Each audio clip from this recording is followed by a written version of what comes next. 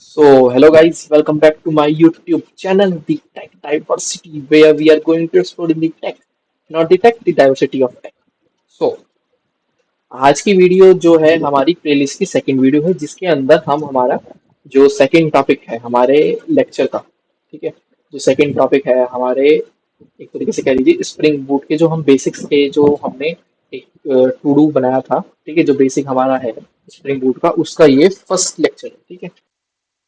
के अंदर हम बात करेंगे आईओसी कंटेनर कि आईओसी कंटेनर क्या है, ठीक है। सबसे पहले तो मैं आपको एक एग्जांपल दिखाना चाहूंगा, ठीक है। क्लास स्टार्ट होते ही क्लास स्टार्ट हो गई। हम एक मैंने क्या किया है, मैंने एक क्लास बनाई है, लेक्चर क्लास है, ठीक है, आईओसी कंटेनर मतलब आईओसी क्लास है। इसके अंदर मैंने क्लास बनाई है स्टूडेंट नाम, ठीक है, जिसके अंदर मैंने अपने तीन वेरिएबल्स को मतलब तीन फील्ड्स डिफाइन किए हैं, roll number, marks and number, ठीक है। तीन वहाँ डिफाइन कर दी मैंने, बहुत सही। अब क्या होता है, मैंने कंस्ट्रक्टर बना दिया, गेटर्स मेथड, गेथर एंड सेटर्स दोनों बना दिए, ठीक है भाई। अब मैं क्या करता हूँ, मैं एक जो है एक स्टूडेंट बना रखा है मैंने यहाँ पे, न्यू स्टूडेंट करके, न्यू स्टूडेंट 001 बना रखा है, ठीक है। अब मैं दूसरा स्टूडेंट बना देता हूँ, दूसरा स्टूडेंट बना सकता हूँ मैं, student S2 is equals to में न्यू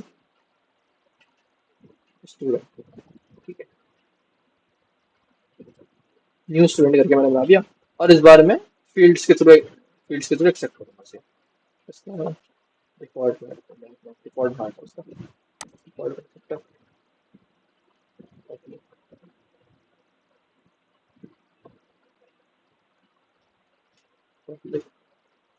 स्टूडेंट।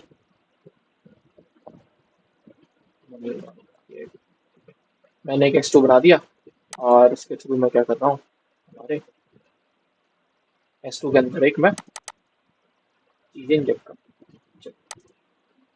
लेते हैं, S to dot name, gate name इसके अंदर मैं डाल देता हूँ कुछ भी, मान लीजिए कुछ डाल दिया मैंने, इसको बंद करते हैं। ये गेट नेम में क्या होगा भाई, अब sorry sorry sorry, gate name लिखा मैंने, सेट नेम लिखा, क्या हो गया भाई आज, सही करोगे, सेट नेम और बाकी set name S to dot set marks, एक लाइन कर लेते हैं, ठीक है।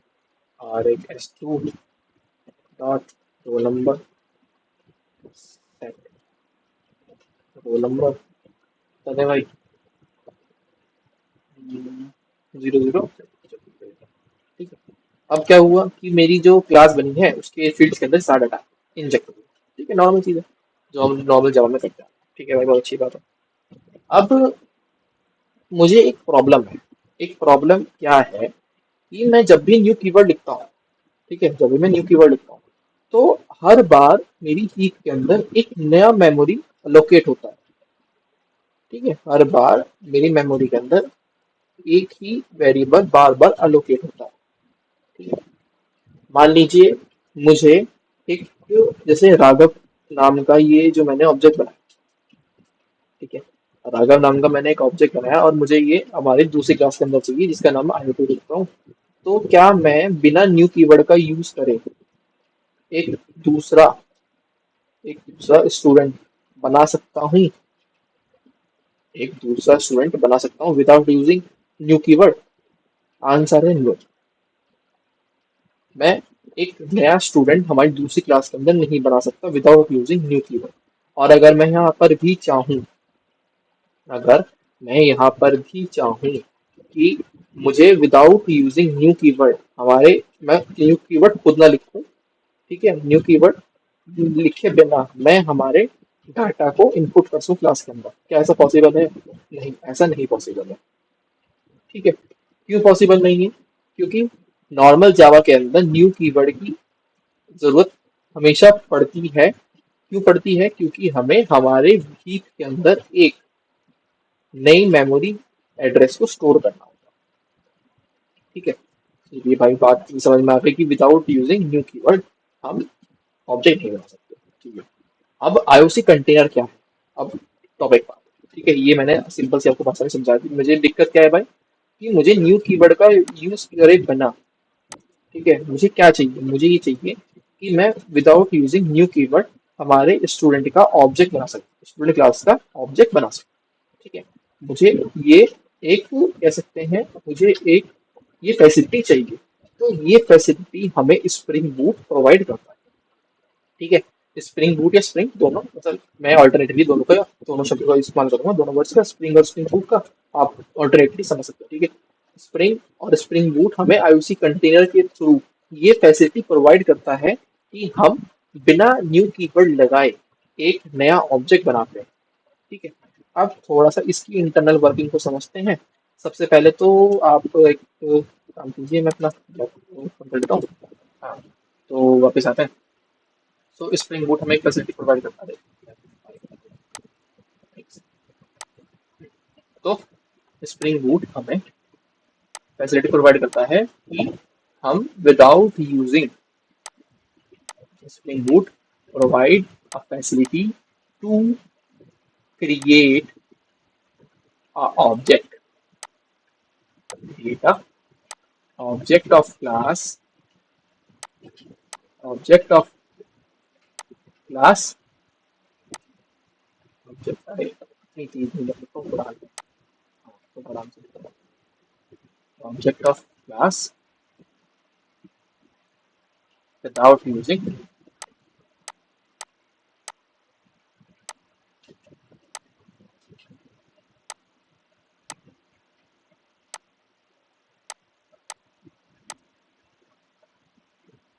new, ठीक है।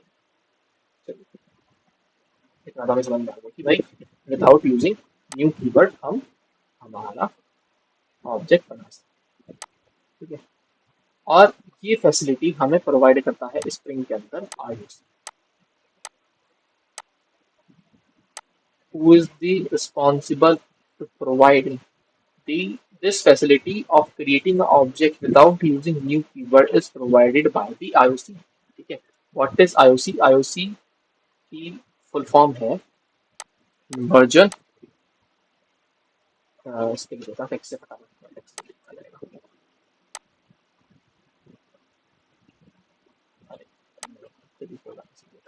Inversion, inversion of control, inversion of control का मतलब कंट्रोल का स्विच हो जाना। अब हमारा ऑब्जेक्ट हमारे अंडर नहीं है, मतलब हमारा ऑब्जेक्ट, जो ऑब्जेक्ट बनेगा वो हम नहीं बनेंगे, वो बनाएगा हमारा आईओसी। आईओसी क्या है, एक कंटेनर है। आईओसी कंटेनर है जो कि खुद ऑब्जेक्ट्स बनाता है क्लास के, ठीक है।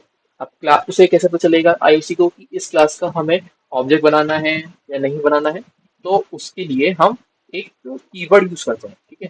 नॉट अ कीवर्ड, एक अनोटेशन यूज करते हैं। याद रखिए स्प्रिंग बूट जो है annotation based language, annotation based framework है।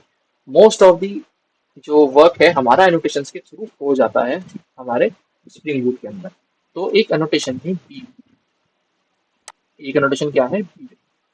ये जैसे ही हम किसी क्लास के ऊपर लिख देंगे, कहाँ पर लिखेंगे, जैसे ही हम ये यहाँ पर लिख देंगे, जगह अगर मैं लिख दूंगा बी, ठीक है, ये मैंने अगर लिख दिया, ये तो जावा बीन है, उसमें खाली लिख दी, उसमें खाली हम बीन लिखते हैं, ठीक है। जैसे ही हम मैं किसी क्लास के ऊपर लिख दूंगा, क्या होगा, मेरा एकदम से आईओसी कंटेनर एक्टिवेट होगा। और जैसे ही मतलब एप्लीकेशन रन होगा, आईओसी कंटेनर एक्टिवेट होगा और वो देखेगा भाई इस एनोटेशन के बाद बीन लिखा हुआ है, यानी कि मुझे इस क्लास का ऑब्जेक्ट बनाना है। बस हमारा काम हो गया। आईओसी कंटेनर, आईओसी इन्वर्जन, अरे कंटेनर लिखे गलती से, एक मिनट, ये कंट्रोल है, आईओसी कंटेनर पूरा नाम है इसका, ठीक है। आईओसी की मैंने डेफिनेशन की है, आईओसी इन्वर्जन ऑफ कंट्रोल, यानी कंट्रोल हमारे पास से चला गया, इन्वर्जन ऑफ कंट्रोल यानी हमारे पास से ये कंट्रोल चला गया। अब कंट्रोल किसके पास है, स्प्रिंग बूट के पास, ठीक है। स्प्रिंग बूट के पास क्या कंट्रोल है, कि जो हमारा बीन है, जो हमारी क्लास है, उसका ऑब्जेक्ट वो खुद बनाएगा, मतलब क्लासेस का ऑब्जेक्ट वो खुद बनाएगा जिन जिन क्लासेस के ऊपर annotate at the rate bean लिखा होगा, ठीक है। चलिए ये भी समझ में आ गया। और क्या करें, बस इतना बीन हो गया, बी हो गया, आईसी कंप्यूटर हो गया। चलिए थोड़ा सा डायग्रामेटिक वे में समझ लेते हैं थोड़ा सा। ठीक है, बीन भी बहुत सारी तरह की होती है। और कुछ लोगों के दिमाग में एक क्वेश्चन आ रहा होगा कि मान लीजिए मुझे एक ऑब्जेक्ट बनाना है। कैसा ऑब्जेक्ट बनाना है कि मैं एक स्टूडेंट क्लास बना रहा हूँ, ठीक है, लेकिन मुझे स्टूडेंट हर बार एक नया स्टूडेंट चाहिए। ठीक है, मतलब मान लीजिए, अगर मैं थोड़ा सा आपको यहाँ पे एक बार ड्राइंग में दिखाता हूँ। अगर मैं यहाँ पर एक थोड़ा सा बेसिक दिमाग, आप थोड़ा सा ध्यान दीजिए। मैं जैसे ही बीन बनाऊंगा कि हमारा एक स्टूडेंट क्लास का ऑब्जेक्ट है। ठीक है, अब जैसे ही मैं हमारे जो मेन क्लास होगी या फिर हमारे जहाँ पे हमें यूज करना होगा सब्जेक्ट को, मैं ये सब लिखने की बजाय, ठीक है, इस लाइन की बजाय मैं सिर्फ ये लिख सकता हूँ, स्टूडेंट एस एस वन। ठीक है, स्टूडेंट एस वन में जैसे ही यहाँ पर फिलहाल आएगा, ठीक है, जैसे ही मैं स्टूडेंट एस वन लिखूंगा, यानी कि क्या होगा, मेरा जो स्प्रिंग बूट है वो जाएगा सीधा अपने आयुष कंटेनर के पास और चेक करेगा अगर क्या स्टूडेंट नाम की जो क्लास है उसका जो ऑब्जेक्ट बनाना का जो क्या मतलब कंट्रोल है, क्या मेरे पास है। उनने अगर हाँ है, अगर है तो क्या होगा, हमारा स्प्रिंग बूट आईओसी कंटेनर खुद खुद एक नया ऑब्जेक्ट बनाकर हमको दे देगा। एक नया ऑब्जेक्ट, एक उस क्लास का ऑब्जेक्ट बना के और अपने पास रखेगा और जब जरूरत होगी हमें दे देगा। हर बार नया नहीं बनाएगा, हर बार नया नहीं बनाएगा। स्टूडेंट वन, ठीक है, स्टूडेंट वन जैसे मैंने लिखा तो क्या होगा, एक ऑब्जेक्ट बनेगा। ठीक है, सिंपल एक ऑब्जेक्ट बनेगा, सिंपल एक ऑब्जेक्ट बनेगा और वो हमें दे देगा। अब मैं स्टूडेंट वन के अंदर ये सब चीजें अगर मैं पास करूंगा तो वो प्रिंट कर देगा। अब मान लीजिए मुझे क्या चाहिए कि मैं एक दूसरा भी बनाना चाहता हूँ, दूसरा स्टूडेंट बनाना चाहता हूँ, तो मैं स्टूडेंट स्टूडेंट एस टू करके लिख दिया। ठीक है, मैंने जैसे मान लीजिए लिख दिया। देखिए यहाँ पे इनिशियलाइज हो गया, यहाँ पे एक चीज ध्यान दीजिए, स्टूडेंट एस वन। ठीक है, मैं अगर यहाँ पे लिखूँ S one dot set marks zero, नहीं जीरो नहीं 45। ठीक है, ये देखिए यहाँ पे आ रहा है, ये देखिए क्या आ रहा है, local variable S one is not been initialised.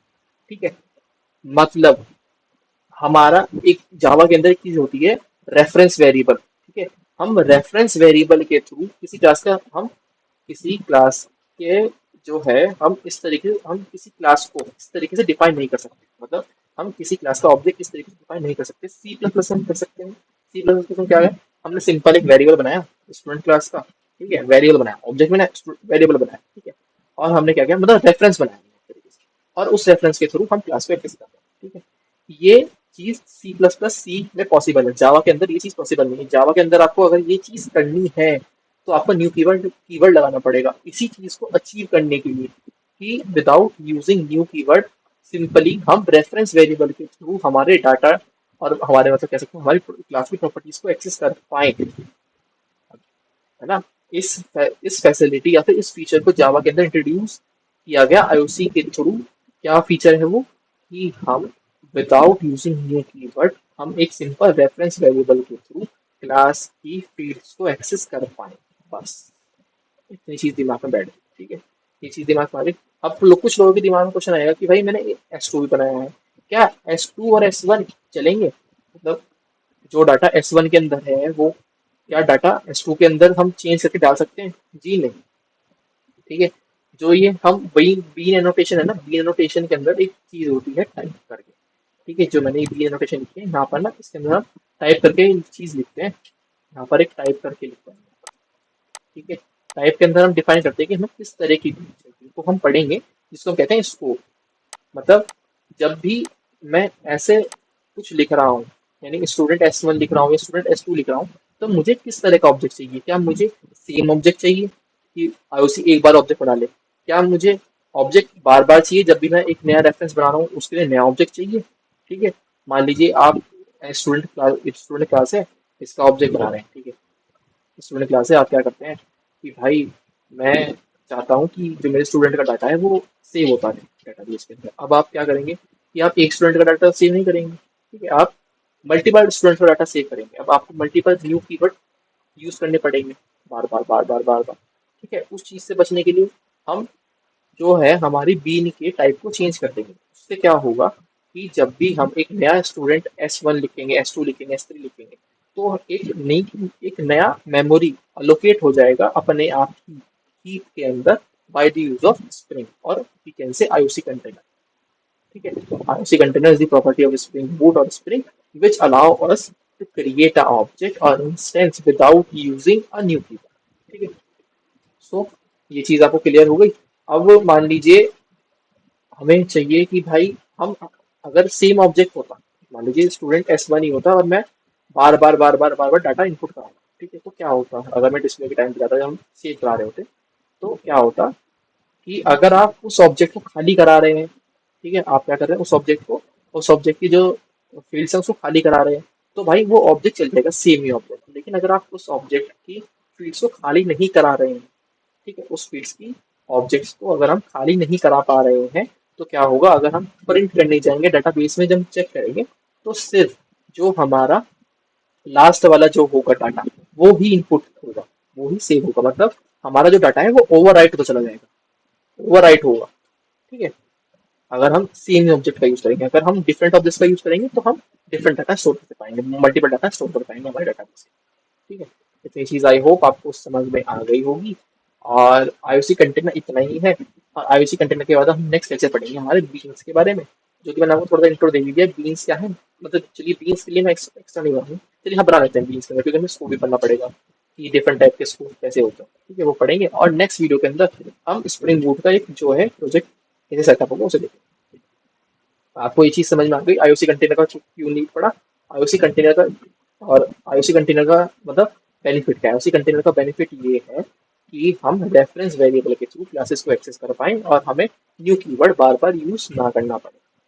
बस इतना ही याद रखिए।